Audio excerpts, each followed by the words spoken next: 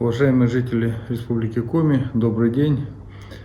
Сегодня расскажу вам о том, как прошел конец вчерашнего дня и какие сегодня у нас планы на день грядущий. Итак, по эпидемиологии у нас сегодня 507 подтвержденных случаев, это COVID+. Мы приросли на 16 человек. Как уже неоднократно говорил, я не комментирую этот рост, он прогнозируемый, и мы по этому росту понимаем, как дальше будет складываться ситуация эпидемиологическая. Всего под наблюдением продолжает находиться 4098 человек и выздоровел 21 человек. Я вам докладывал, что с воскресенья и понедельник у нас работали коллеги из Федерального Минздрава. Это была наша инициатива для того, чтобы сверить часы, чтобы сверить курсы. Коллеги отработали, оценили очень хорошо нашу подготовку, работу наших врачей, медсестер, организаторов. Тем не менее, наметили один из основных блоков, который требовал укрепления, а именно это усиление работы диагностического тестирования. Понятно, что мы над этим постоянно работаем, договорились, что действительно есть необходимость и, самое главное, нашли возможность открыть еще одну лабораторию для диагностики и тестирования COVID+. Это на базе диагностического центра.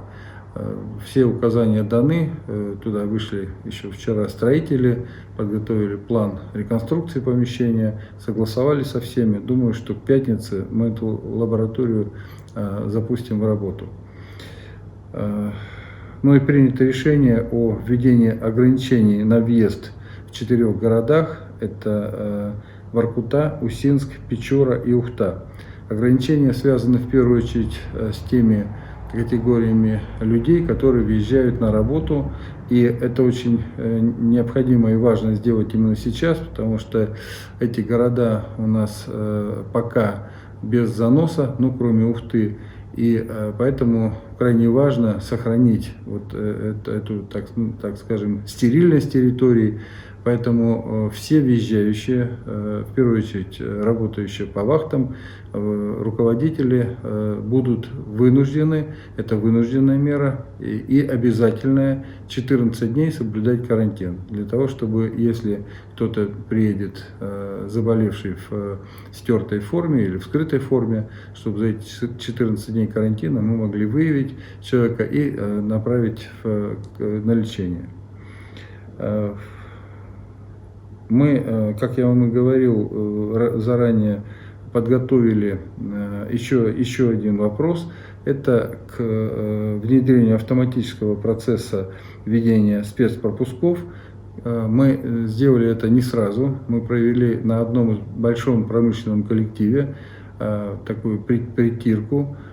Система отработала очень хорошо, и практически с завтрашнего дня мы готовы вводить эту автоматизированную систему.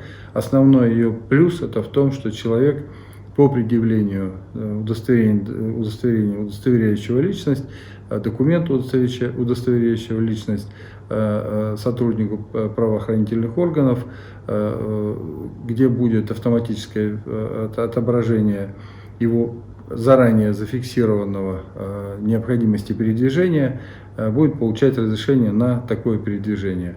На самом деле это будет занимать буквально полминуты для того, чтобы сверили сотрудники проверяющие и дали разрешение на дальнейшее передвижение. Но для того, чтобы не было сумятицы, для того, чтобы это не было сбоя какого-то еще дополнительного, до 30 апреля ранее выданные пропуска, бумажные пропуска будут действовать. В этот период руководители предприятий, учреждений, которые знают, что их сотрудники должны передвигаться, должны своевременно, заблаговременно оформить внос вот в эту автоматическую систему своих сотрудников.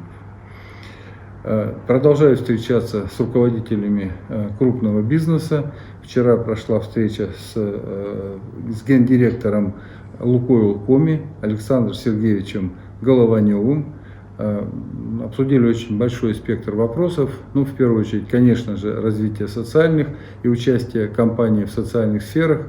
Это и приобретение оборудования для инфекционной больницы в Ухте, это и ремонты больниц, и не только больниц, а социальных объектов социального назначения. Я хочу очень от всей души поблагодарить компанию и руководителя за такую активную позицию и за оказание помощи и в этот период, и вообще за участие компании в развитии региона. Сегодня у нас в нашей стране отмечается, пока еще очень молодой, но тем не менее очень значимый праздник, День местного самоуправления. С 2012 года этот праздник отмечается по всей стране. От всей души хочу поздравить всех руководителей местного самоуправления, депутатов местных созывов. И, конечно же, пожелать активной работы на процветание, на развитие своих муниципальных образований, потому что все, что вы делаете для людей.